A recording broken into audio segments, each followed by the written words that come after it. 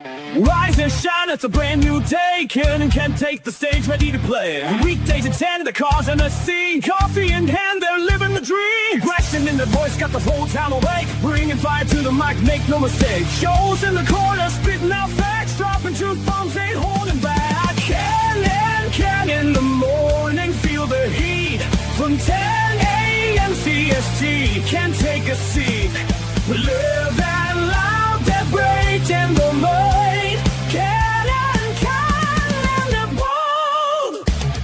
Light up your speakers, crank up the sound. They're talking about life upside down.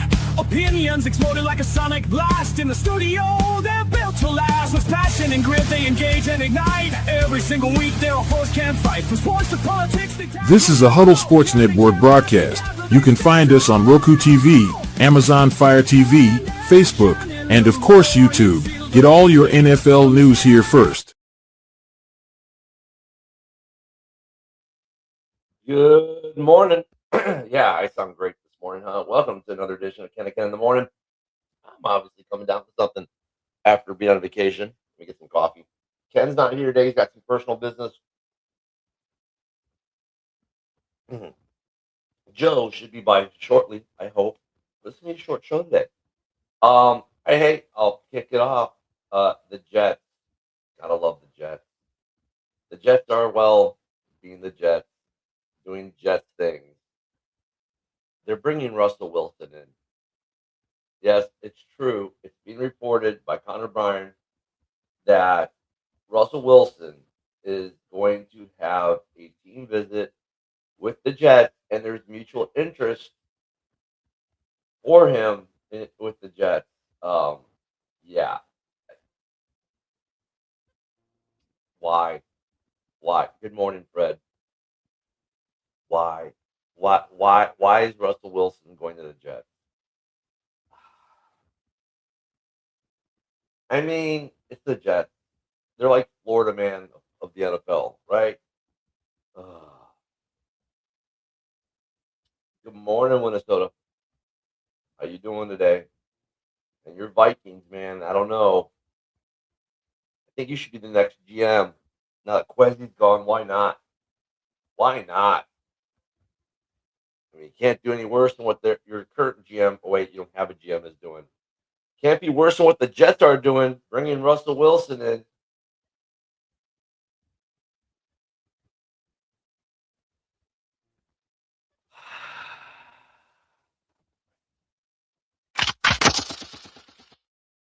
That's my response this morning, Fred.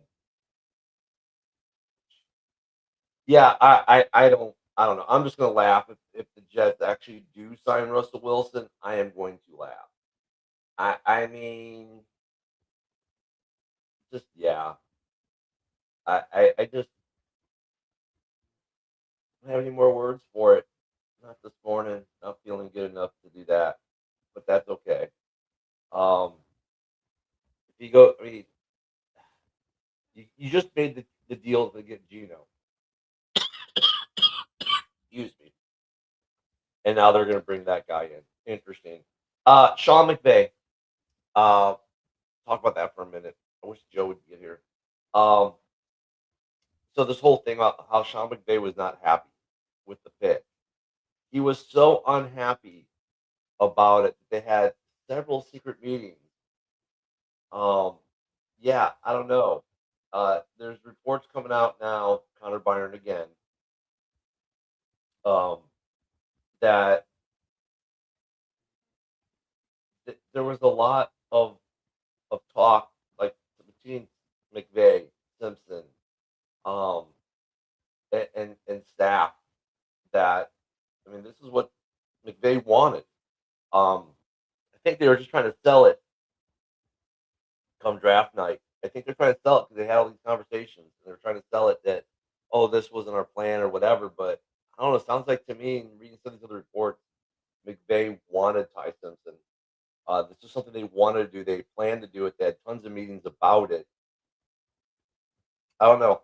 I mean, we'll see how it plays out in the field, but I still think it was a good pick by the Rams.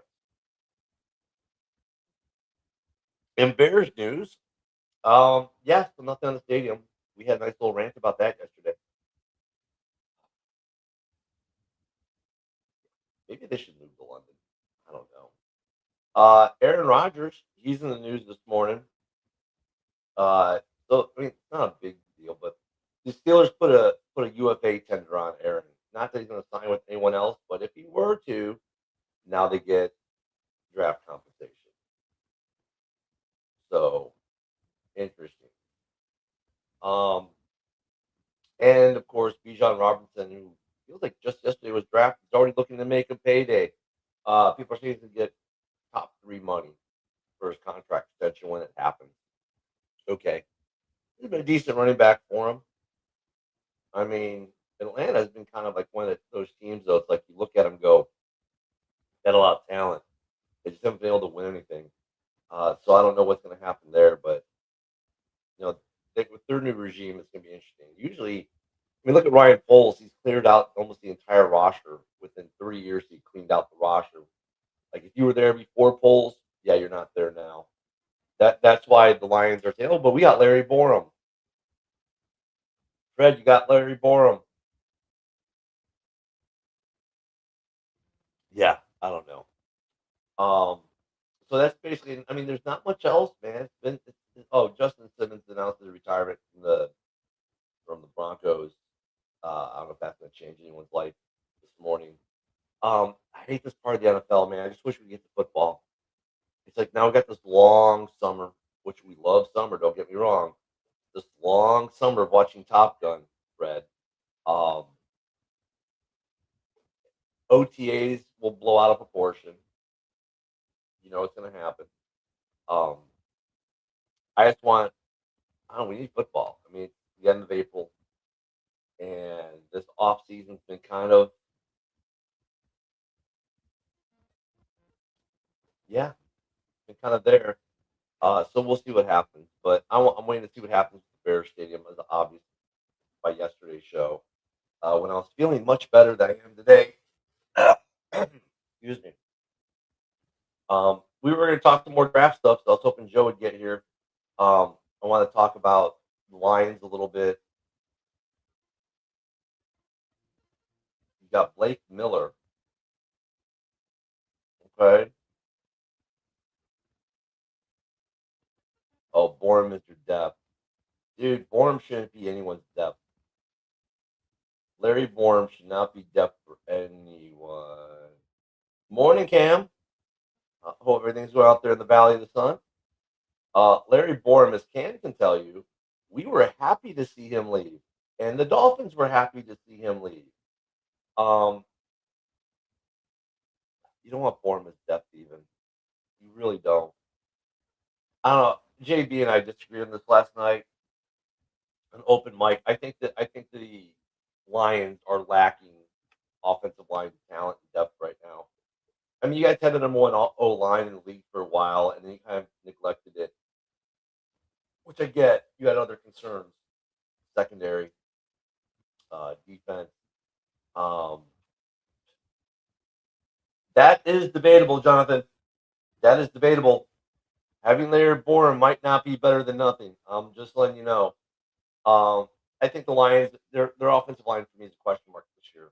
As much as JB wants to argue with me until he's blue in the face how it isn't, it is. We saw it last year. We saw the struggles. And like, yeah, okay, we got the third rated free agent center this year because the first 2 got re-signed by their teams. So you couldn't get them. Okay, great. The Bears went out and we got the starter from New England. And then we drafted a guy. And then we signed or invited yet another guy to camp. So we went 3 deep to address the need. I don't know if I like what you guys did at center completely. I mean, yeah, you signed a guy, but you didn't bring anyone behind him either. I think you're still lacking depth. And look at Green Bay's in the same boat. Their offensive line is going to be a question mark this year. Both offensive lines are question marks. But Larry Borum as depth, Jonathan, I'd rather have you in that position than Borum. There we go, Tony Rome. Bear down, bitches. Yeah, looking at Vegas, we're gonna get no love coming in this season. So we'll see. I mean, that's what I mean. And it's not just there. It's not just there, Jonathan. You guys have the line in general. Oh, we got Broski. Good morning, Broski. Hey, man, how you doing, man? Obviously not so well there. You hear the voice. I'm coming down with something after coming off the cruise ship. Yeah, that's tough, man. I was listening, and I'm like just trying to free up some time to see if I can get a window to call in. So if I have to drop abruptly, I do apologize. I am getting crushed at work right now, but wanted to call in, man. If you wanted to kind of break down the Lions draft or anything like that, I mean, I can definitely speak on those things. I've been looking. The draft was functional. We all know that it wasn't super sexy. I like the Bears draft functionally. We both know they weren't going to get an edge rusher coming in the draft. We talked about it. Yep. But then when I look at the Lions, the Packers, I'm like, man, I would expected both to do more on the offensive line. The Packers they get one offensive lineman, right, and then it's all defense because the coordinator, they're obviously going to change the way their defense is. Yeah. But their offensive line needs so much help. And same with the Lions. Yeah. To me, they're the both suspects. I mean, I did think the Packers had an excellent draft. However, I mean, do you feel good about starting Jordan Morgan at left tackle? I mean, that's kind of a big deal that you're trotting a guy out there who was like third on the depth chart last year, who's never really played, to my knowledge. Yeah, that's going to be an issue. How good's the rest of their O line really? Like, well, you've got oh crap, what's his name? I wanted to come to the Bears. I actually met the guy when he was down here at Andrews. Not Joan.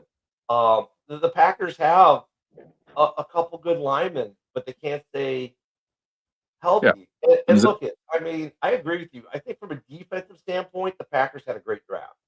Yeah, Tony, I think they had a good draft of defensive players. The problem is they already had some good defensive players. And you can see what's going to happen. It's going to be a complete overhaul of their defensive system. They're going to go from a defensive system that's tried and true, has been really good from the last couple of years, and now you have a new D coordinator, and there's going to change everything. And he wants a different type of player, which means some of the guys on that Packer roster are not going to be on the Packer roster, that were starters last year, or they might see significant drop off in play because they're obviously focusing on changing that defense now. So they neglected their offense and their O-line. They did. And I thought it was curious as well. I like the cornerbacks they drafted. I like the defensive tackle out of Missouri. I like Dennis Sutton as a player. The one thing with him, he was always a defensive end in a 4-3. So he's not used to playing outside linebacker in a 3-4 where he's, roaming or, essentially on his 2 feet, like just, so if they just expect him just to basically just line up, in a typical like 4-3 defensive end stance every play on the line of scrimmage, okay, that's one thing. But it's kind of going to be a new role for him. Instead of drafting like a traditional 3-4 outside linebacker who actually played that in college. So that's my only thing there. But yeah, going through their players they drafted, I honestly like every single one of them. So from that regard, I think it was good. The Lions, on the other hand, are again putting a lot of faith in two centers who have never started a season at center and played an entire season. Like Cade Mays, everyone's. Go ahead. I'm sorry. No, you're good. But JB was saying, well, yeah, but the whoever he played 6 games last year, and those 6 games he was the best center in the league. I'm like, okay, that's a good sample size. 6 games, sure, yeah, and he was really good in those 6 games. That's great. How's he going to do for 17? I mean, I can understand where JB's coming from, right? The guy was really good when he started. Yeah, but a whole season, and is he going to stay healthy? And so, yeah, he's still a question mark until he proves it. Exactly. I mean, it's a big jump to say hey, I'm in year 5 or 6 and I've never played an entire season and started at center for the entire season.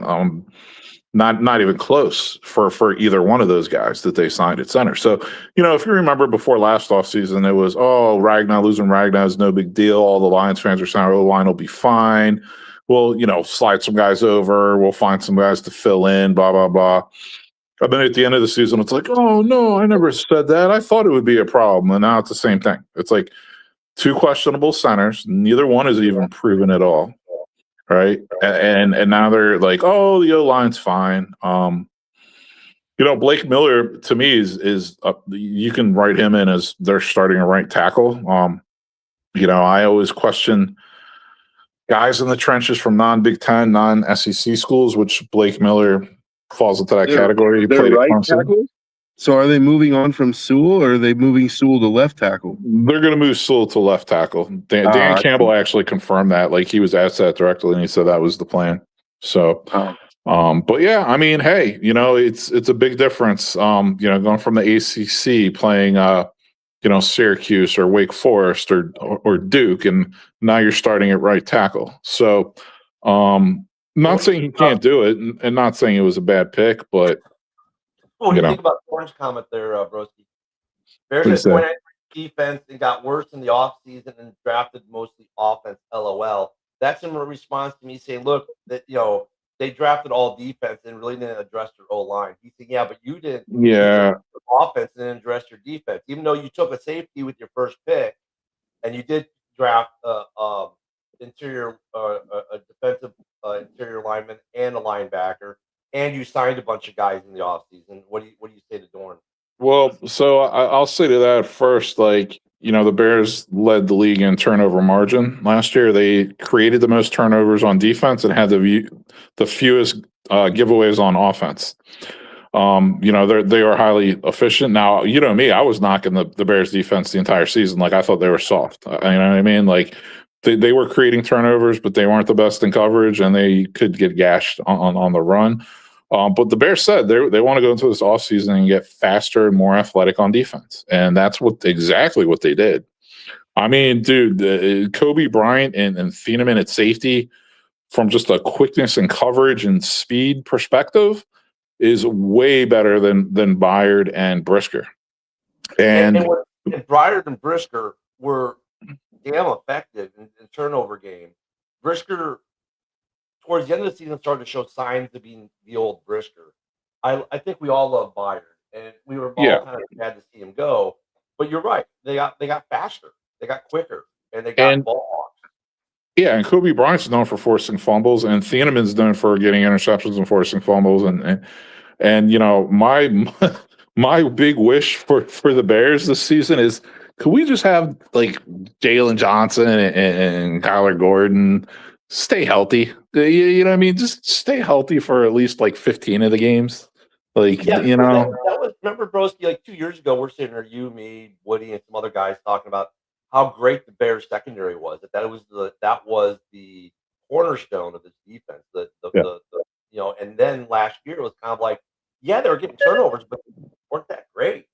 And yeah, we obviously we have the edge issue, and look at Dorn. I could even we didn't address the edge, but like Broski, myself, Joe, we all knew they weren't going to draft an edge because they're high on Dio, and we'll have to see. And I'll agree, that's a question mark for the Bears. Defensive end is a question mark. Is Dio going to be there? Is Booker going to keep ascending? That is the question. The interior of that D line, I think, is still also a little bit of a question. I think they got better in the secondary. They got better in the linebacking core. But the D line, I might agree with Dorn on the D line a little bit. I don't know. Well, here's the other thing. So, like, Devin Bush, to me, was a huge upgrade over Tremaine Edmonds. I mean, I'm not going to go back down through it, but my thoughts on Tremaine Edmonds. He just wasn't very instinctual, not fast reacting. Devin Bush is, dude, I was watching highlights of him this morning and going through some of his stuff, and I'm like, his reaction time is so fast, and he's so all over the place, and he's going to start in the middle for them, actually. As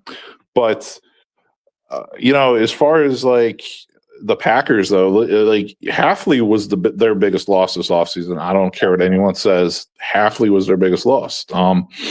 I feel the only reason why they didn't part ways with LaFleur is because they didn't want to lose their defensive coordinator and head coach in the offseason, or else they would have gone after John Harbaugh or McDermott or something like that. Like, this seat is so hot. Like, I'm sorry, LaFleur's on the hottest seat in the North right now, even hotter than KOC.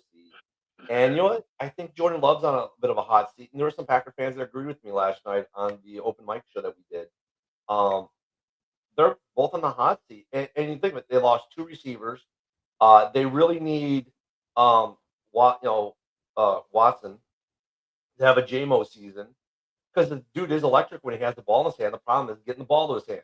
If he can have a JMO season, that's good for the Packers, right? If he can become a threat as a receiver and still be electric on end arounds and gadget plays and stuff like that, phenomenal.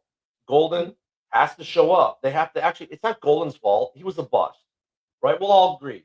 Golden was a massive bust, but it wasn't Golden's fault. It was the team's fault. They didn't use Golden at all. I mean, Packer fans will tell you, dude, he would be wide open. They wouldn't throw the ball to him. Well, Yeah. he was a bust, but it wasn't on And him. we got a guy in the comments that's crashing out because he won't talk about the Lions. oh, I'll talk about the Lions. Believe me, that's my expertise, You man. know, he said keep sleeping on the Lions. Like, you know, I guess he took it as like a personal affront. Like, you know. Well, Joe, let me finish off the Packers, and then we'll get to the Lions. How about that? Yeah, finish off the Packers, broski, and then let's move to the Lions. Sure. So a couple things real quick. Like, you know, all before last season, all I was hearing from Doran is, oh, Gary, he's a Pro Bowler. Oh, he's better than Montez Sweat. And now all of a sudden he's not on the team anymore, and Gary sucks. Yeah. He sucked. He was terrible. They're better without him. Yeah, you know, Parsons starting the season, you know, he's going to probably start the season on the pup list. And Van Ness is a bum. Like, I don't care. Like, Van Ness is not replacing Gary. He's not replacing Parsons. All right. And then if you want to go back to Jordan Love, so you're paying a quarterback $50 million a year, right?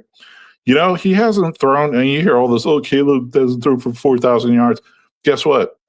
Jordan Love hasn't thrown for 3,400 yards each of the last 2 seasons. He's been under 3,400 yards each season. So, you know, Jordan, you know, try winning a division sometime. Every other team in the division has won the division more recently than the Packers. So the Packers are not trending in the right direction. That's all I could say.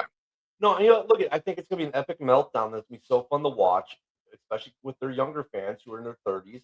And they've known nothing but Favre, Rodgers, Love, and they've never had a crash out year like the older fans who are around the 70s and 80s and early 90s saw.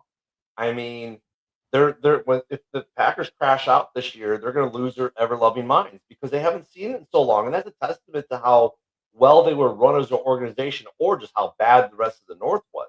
You can look at it either way. But, I mean, honestly, Love is on the hot seat. Watch the video collections of the Packer podcasters who are, you know, doing their live game calls of the Bears-Packers games last year.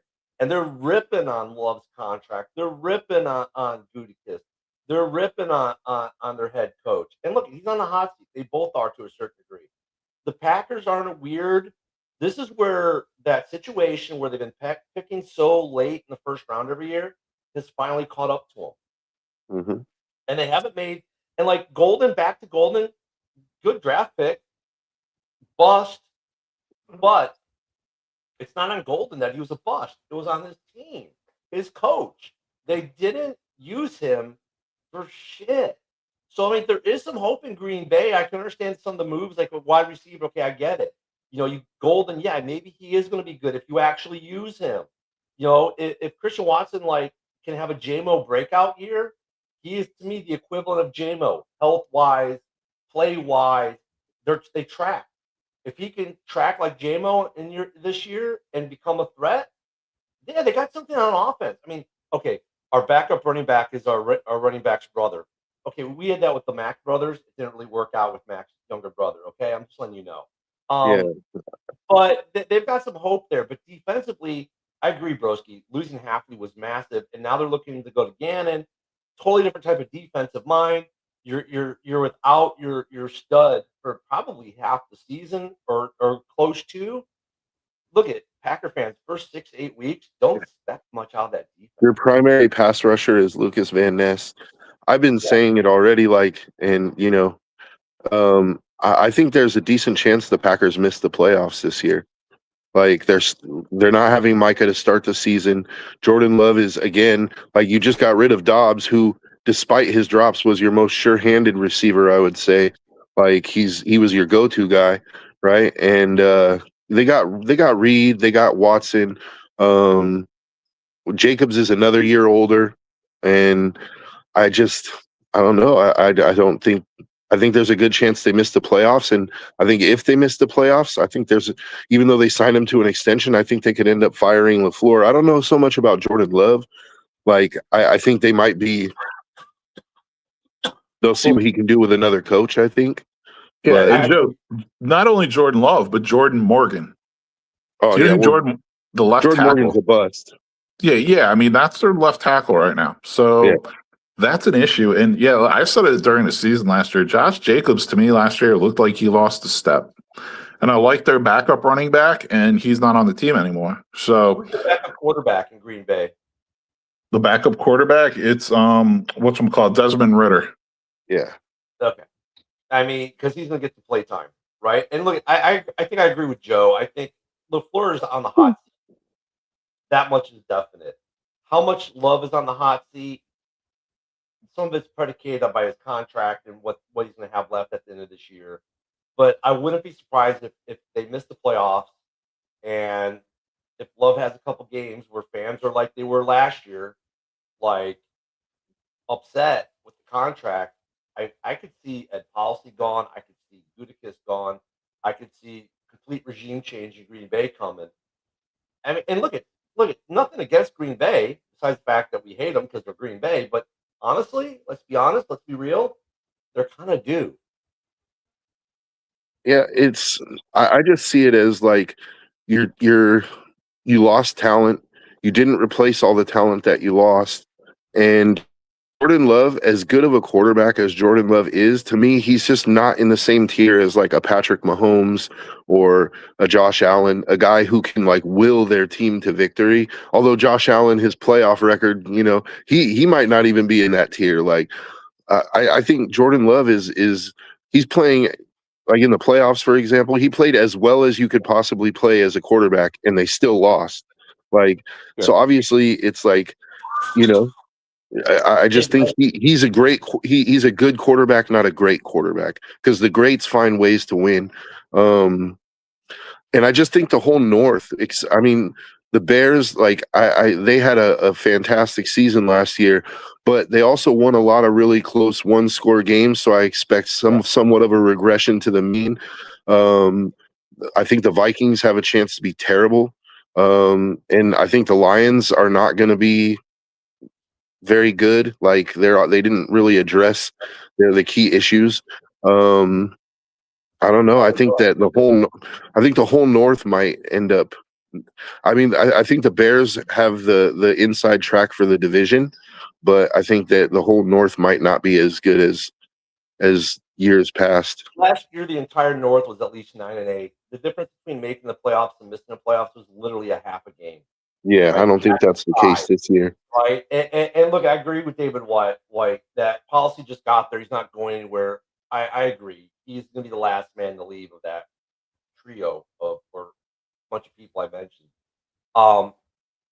When it comes to the North, the Vikings' big issue last year was quarterback.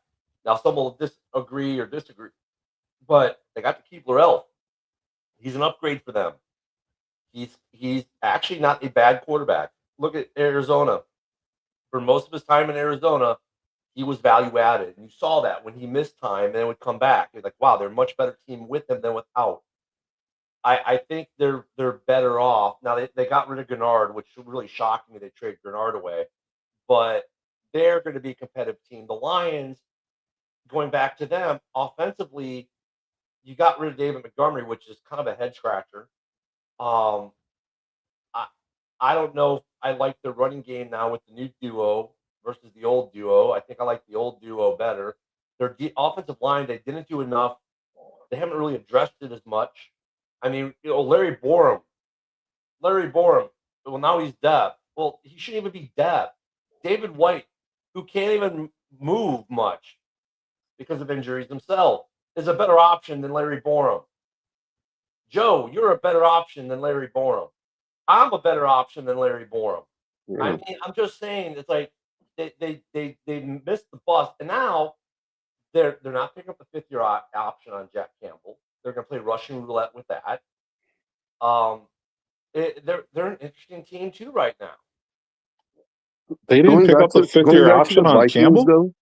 Though, going back to the Vikings real quick, though, I do agree with you, Ken, that Kyler, when he's on the field, he's more of a net positive than J.J. McCarthy is. But when was the last time that Kyler was healthy for a whole season? Like, that's my concern there, is like, he's going to miss games this year, and then you're going to be riding away. And that's why I don't see good things for the Vikings this year.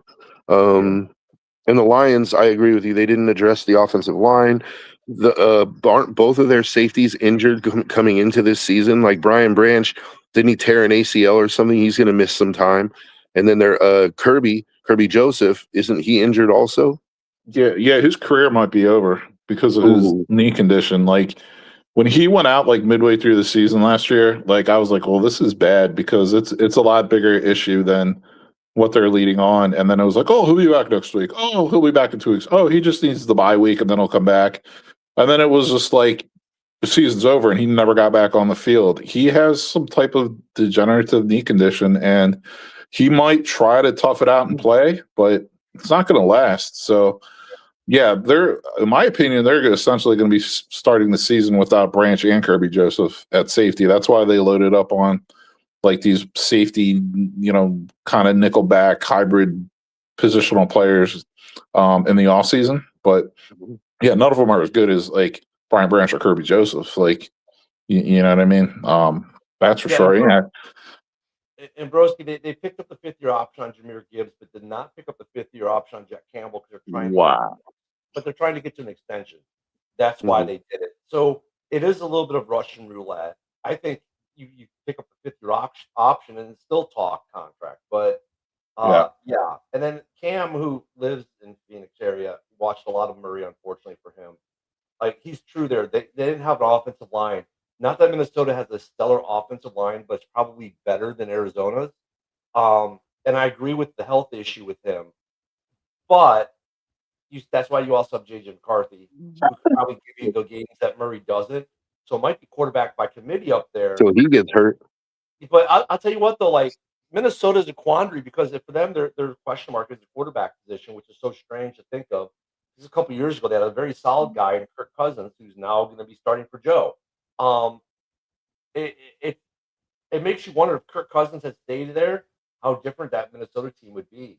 I mean, it's kind of like, don't know what you got till it's gone kind of thing. Be careful what you wish for, because now they've been in quarterback hell the last couple of years. Yeah, and let me just make a couple of points on Minnesota's quarterback position. So, I mean, I do feel that KOC is on the hot seat, and he's going to do everything he can do to save his job right now. And for him, his comfort zone is coaching up kind of like that mid-tier experienced like veteran quarterback who's kind of not lived up to his potential kind of thing.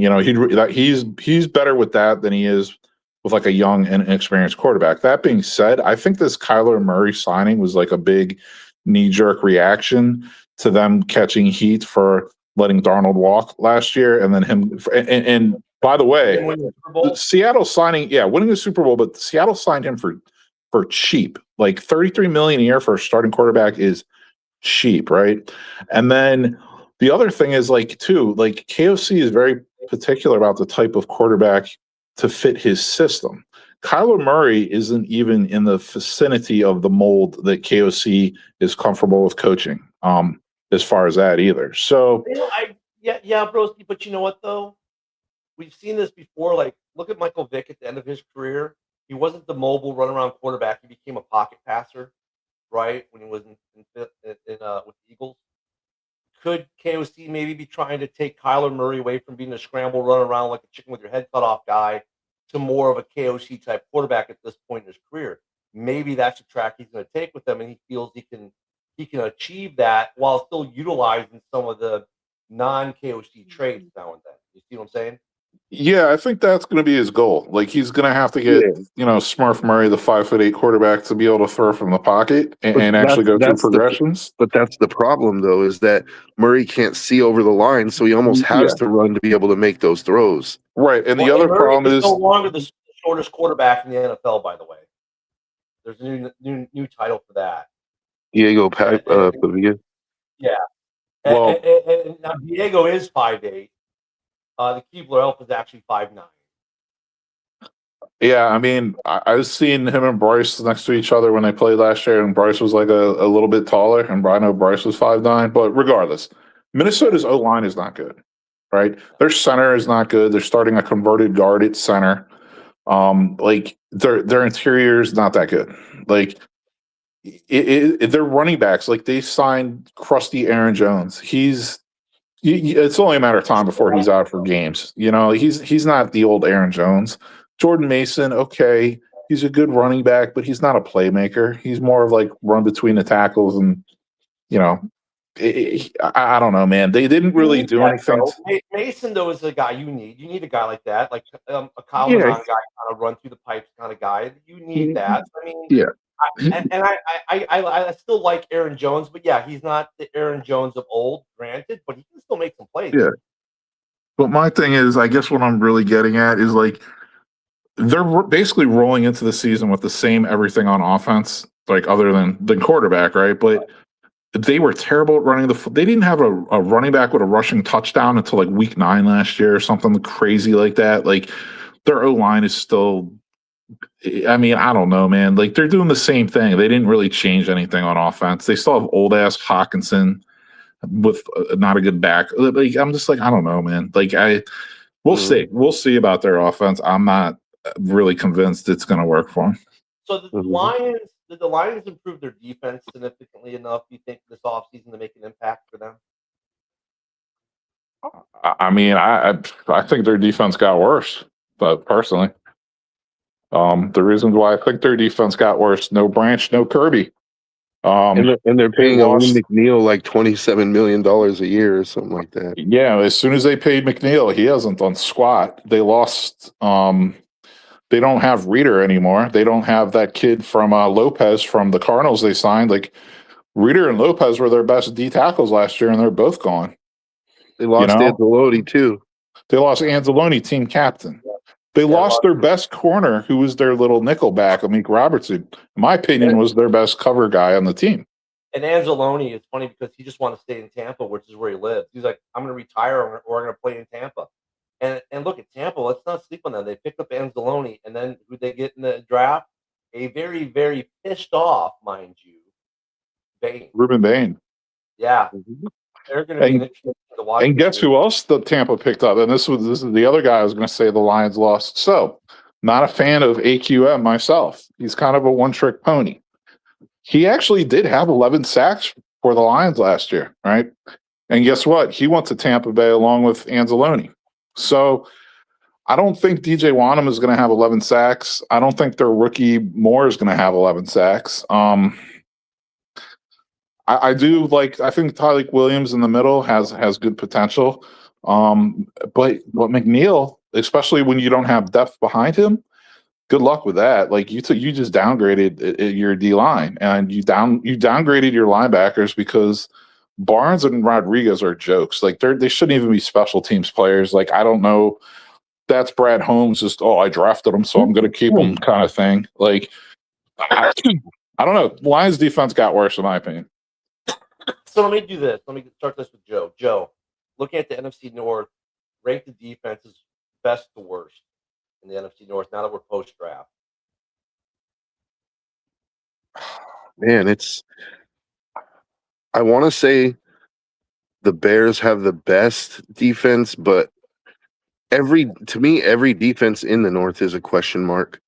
Like the Bears lost all their safeties, and yeah, they drafted one, right? Yeah, they drafted Thieneman, and Thieneman is going to be, I think, pretty good. they probably have the best. The Packers have some players on defense. Edgerrin Cooper is a really good linebacker in my opinion, Yep. but their best pass rusher is now Lucas Van Ness. I mean, considering that Parsons is going to start the season on the IR, like I don't see Van Ness having the impact that even Gary had on the other side of Parsons. Right. They have Xavier McKinney, and he's really good, but their corners are. I mean, they did get Brandon Cisse, who I think could be pretty good too. Yep. So I think for me, it's between the Packers and the Bears for the number one defense. The Lions, man, I think the Lions. I don't even think they're going to be competing for the division this year. And then the Vikings, like they have an aging defense, and they just spent their first round pick on Caleb Banks. If that hits, it could be really huge for them. But like, I don't know, man. Yeah, the Vikings It was a risky pick. Yeah, they also traded Grenard, and they don't have Harrison Smith anymore, who are two fixtures on their defense for years. Yeah, that's what I'm saying. Like did they replace Harrison Smith? Well, they drafted a kid out of Miami, a safety, who I actually thought was a really good draft pick in the third round, who, in my opinion, will start from the jump. But they have that bum Metellus, who plays box safety, who honestly, he's too slow to play safety and he's too small to play linebacker. And I think he's a bum. Like, I don't think he's good. For me, I don't want to say the Bears are the best defense, but I'm kind of where Joe is. I think the Kobe Bryant signing was significant, and Thielen as a first round pick that you kind of replaced your safety room. That wasn't the issue last year. The issue was linebackers and up front. Yep. And yeah, I mean, I think they got better at linebacker. I think Bush is better than what I mean, not that Edmonds was bad, but he was overpaid. He wasn't as athletic as Bush. I think it is an upgrade. I agree with Broski there. For me, the question for the Bears is the D line, and honestly, it's a question I have on all four teams, and to some degree or matter. Yeah. I mean, Grenard gone. You got probably the best sack pass rusher in the North out for half the season in Green Bay. Detroit. Some of the pieces that were making that good are now gone. Yeah, you still got Hutch, but his supporting cast is gone, been replaced. So the defenses are, and of course with the Packers, let's not look at. I'm not going to put the Packers anywhere near the top right now. I'm sorry, you're changing. You're changing not just your DC, but the entire style of your defense is obviously changing. Look at the draft; that tells you a lot. When they should have been drafting offensive linemen to give Jordan Love protection, maybe another running back, bolster the running game, the wide receiver, the tight end game. Yeah, you've got a good tight end, but after him, even Packer fans are like, yeah, no, we need Musgrave. So I mean, they're changing that defense. So I expect turmoil in their defense this season, the first half of the year. They're all question marks. Can the Bears get pressured? That was the problem for Chicago last year. Can they get pressured? Did they do enough in the draft and free agency to create pressure next year? Is Dio going to be the guy that they're all hyped up to believe he is? I don't know. This is an offensive division now, which is funny because it used to be the black and blue division because we're all big on defense. Now we're all like resting on our offense, on our quarterback's arm. Yeah. And it's a weird dichotomy when you think about it. I think Bush had more than one mid season. He led in tackles last year. I mean, he had 2 pick sixes last year as a freaking middle linebacker. I mean, yeah.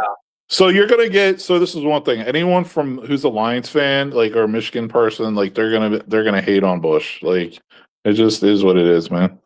And Fred, with the odds makers on it, like they have the Packers winning the division all of a sudden, and this. First off, the NFC North, we get the worst love of any division in football.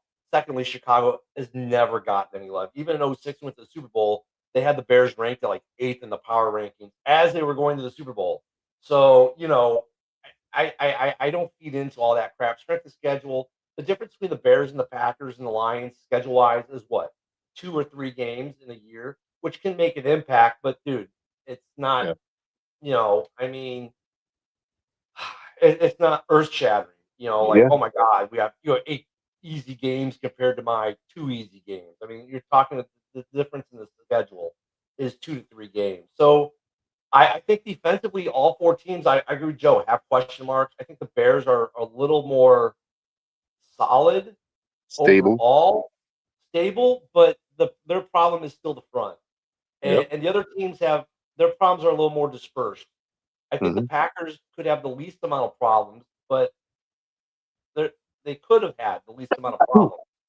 But with the big man being injured and now a new DC because you lost Halfley, congratulations on him getting a head coaching gig.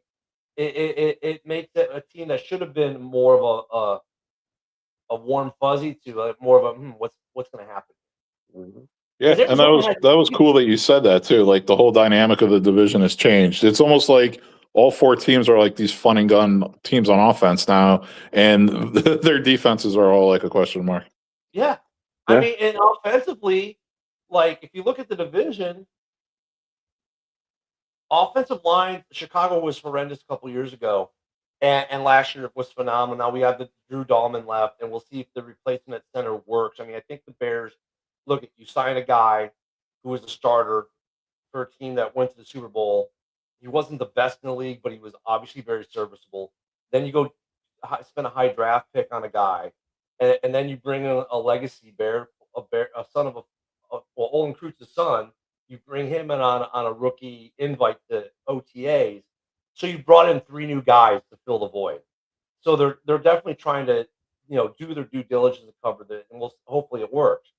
Offensively, the Bears are phenomenal still. I mean, they're looking like they could have a really look. Caleb could throw for 4,000 yards this year, and all that great stuff. Yeah, but he's got weapons. They got a running game. They Mhm. people stay healthy.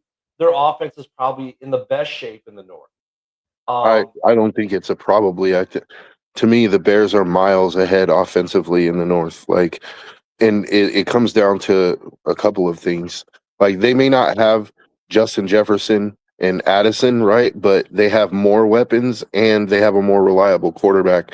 With Green Bay, Josh Jacobs is another year older, man, and he's pushing 30.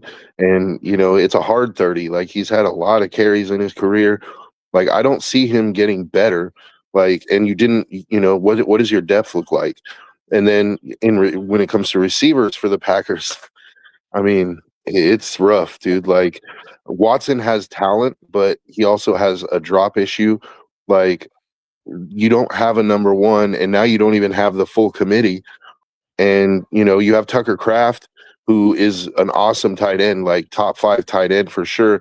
But he's coming off an ACL. So is he going to come back and have 1,000 yards by week 9? I doubt it. Like, Their X factor is Golden, who should be a number 1, and they just didn't use them last year properly. That's a question mark. yeah. And then you have the Lions, like offensively, like their offensive line, they're going to go as far as their offensive line takes them. Like that's my opinion. Gibbs is awesome, but you have to have, like, you can't run him every single play, and it's No, Dorn's right. Watson was good on the drops last year. The Packers yeah, overall except for in the playoffs when it mattered. Like, that one drop to me should count for 10. Like, you had the game winner, bro. Come on, you dropped the game winner, dude. Like, the I just Packers don't are think that wide we should overlook that, and I don't think we should overlook that. I agree, though, Joe, that John's going to disagree with this vehemently, but I agree. Their wide receiving core is in flux and a question mark right now. But there's potential there. I'll say that. There's potential with Watson. There's potential with Golden. The Packers misused him or didn't use him we should more appropriately say last year.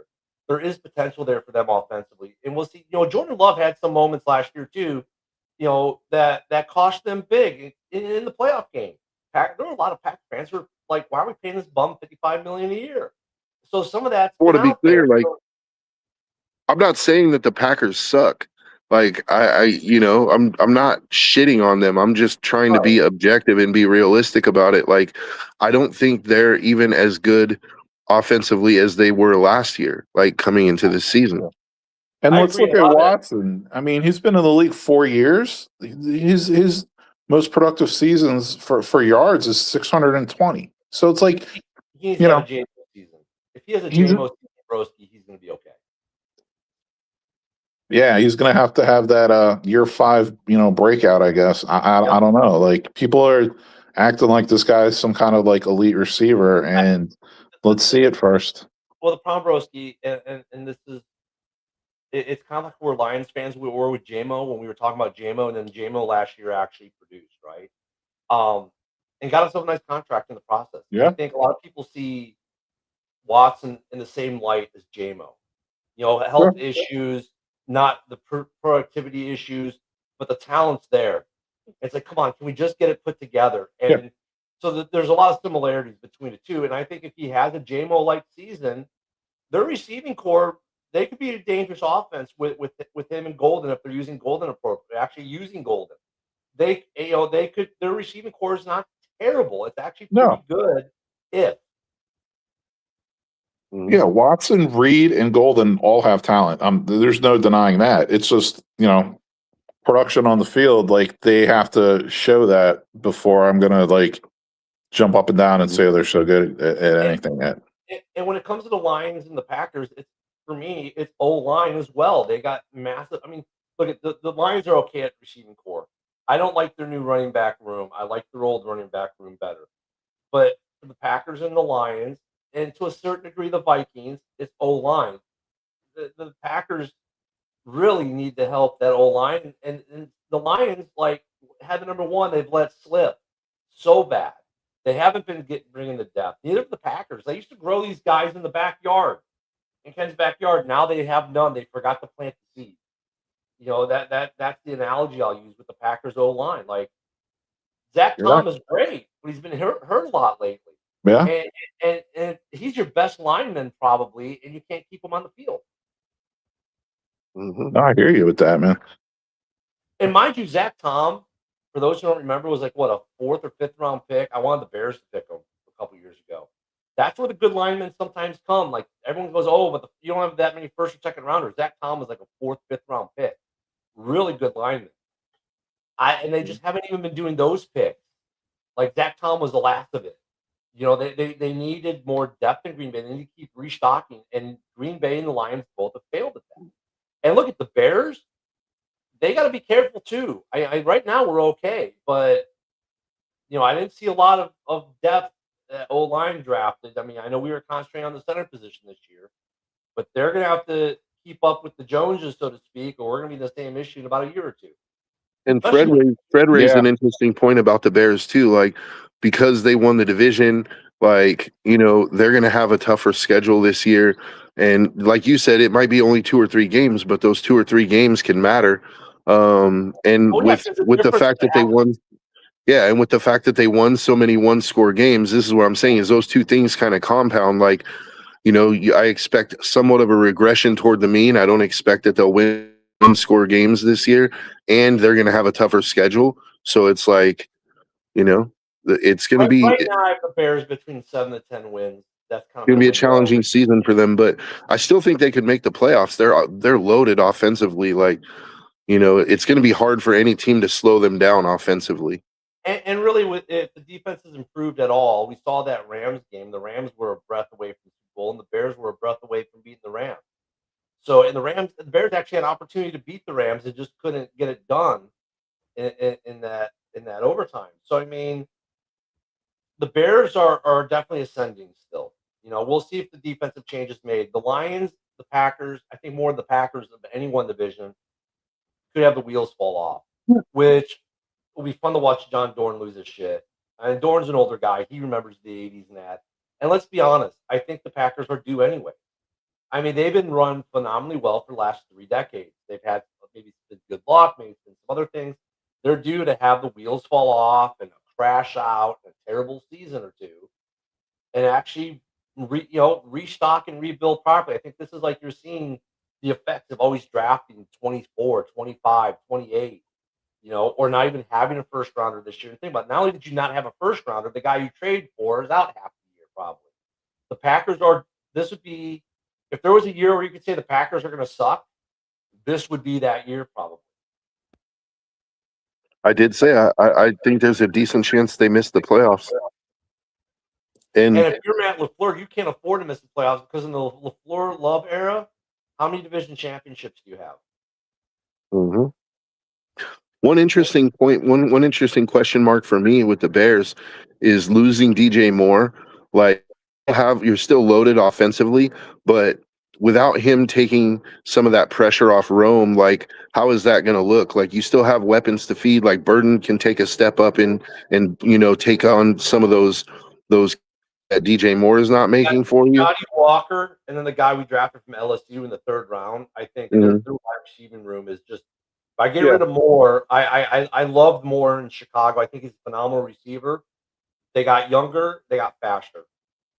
Yeah, and I think they essentially drafted DJ Moore's replacement when they drafted Luther Burden. I actually expect Bird to be their number one receiver. Not knocking Rome. I think Rome has a lot of skills and he's going to be a heck of a receiver as well. The kid they drafted out of LSU that Joe's talking about, Xavier Thomas, he's kind of like a mini me Luther Burden. He's one of those guys, and he runs a 4.28. So. Interesting fact about Luther Burden last year: most efficient route runner in the NFL. Yeah, and that used to and be DJ Moore. yeah. DJ Moore was super efficient route runner early on in his career. He still is very efficient, but even Luther Burden was more efficient than DJ Moore last year. So I agree, kind of to see where if he can take that next step up. Yeah. Yeah. And let's not forget, I mean, Colston Loveland, shit, he's probably going to be, if not their first or second leading receiver on the team. So, And what got me with the Bears draft is drafting a tight end in the 3rd round. But man, you got 3 Oof. hands. I mean, Cole Kmet's obviously a lot better blocker. He's been transitioning more to a blocker the last couple of years, kind of out of need. That's what got him on the team with the restructured contract. But man, he's still a weapon to catch the ball. And like you look at Yeah. he caught the game tire in the Rams playoff game, right? I mean, you got 3 hands tight ends who can get open, who can get yak, and at least one that can drop, who can pass protect really well if you need to. And Cole Kmet, Loveland's going to get better at that. I mean, Dorn makes a good point here, top 5 in drops, but you know who a lot of those drops were, believe it or not? DJ Moore. Oh, A yeah. lot of drops last year. Yeah. Rome had some drops, and he's got to get better at that. I agree with Dorn there. Hey. But they got weapons. That offense has weapons. Yeah. That tight end they drafted, Sam Roush, 9.99 Roush score. You might see some 3 tight end sets out of Ben Johnson this year. Yeah. Yeah. And he takes an awful lot of pride in blocking. I mean, that's what he says. You watch his films. I mean, he smashes people blocking. And that being said, he's still at freaking Stanford had like 500 and something yards receiving. Like the dude can move. The dude can run after the catch. Like, I get it, man. In an offense where tight end is key, like I understand the need to want to make sure you're locked in with 3 good ones. At first I was a little surprised by the pick. That's the way we only had 2 on roster too, and then it makes more sense, right? When you take the first blush away and think about it, it made sense. But Yeah. the Bears offense is probably the most potent in the division. They got the best. A lot of it's the offensive line is so much better than everyone else in the division. I mean, here we go. Here comes some Dorn hate. Stanford isn't known for using their tight ends a lot, though, either. Dorn. Yeah. Yeah. I mean, Cole. I mean, we'll see how that. It's going to be interesting here. This is a division where all teams. The worst record in the division was 9-8. It's not a bad. Yeah, I mean, we're yeah, nitpicking, guys. We're nitpicking on stuff with our. Yeah. Yeah, I mean, it's about how their skill sets translate to the NFL. I mean, that's really the key. Sam Roush, there's a reason why a lot of teams were really high on him. I mean, when we look at the Bears draft, they got the best center in the draft. They got the safety they needed. They addressed their center issue. They really did. That was the offensive issue. They addressed it in spades. They brought in 3 guys, right? A proven starter, the number 1 center in the draft, and then Olin Kreutz kid, a legacy guy. He'll probably be a practice squad guy to start the year. Their biggest need was on the defense, and they addressed that as well in free agency. The big question mark for us, I think, is still the D line, and we'll see if it pans out. But on that bad take, we're out of time, gentlemen. Broski, thank you for joining us today. Joe, great as always to see you. Everyone in the comments, it was fun. JB is next in about 30 seconds. We'll be back here tomorrow. Have a great one, everyone.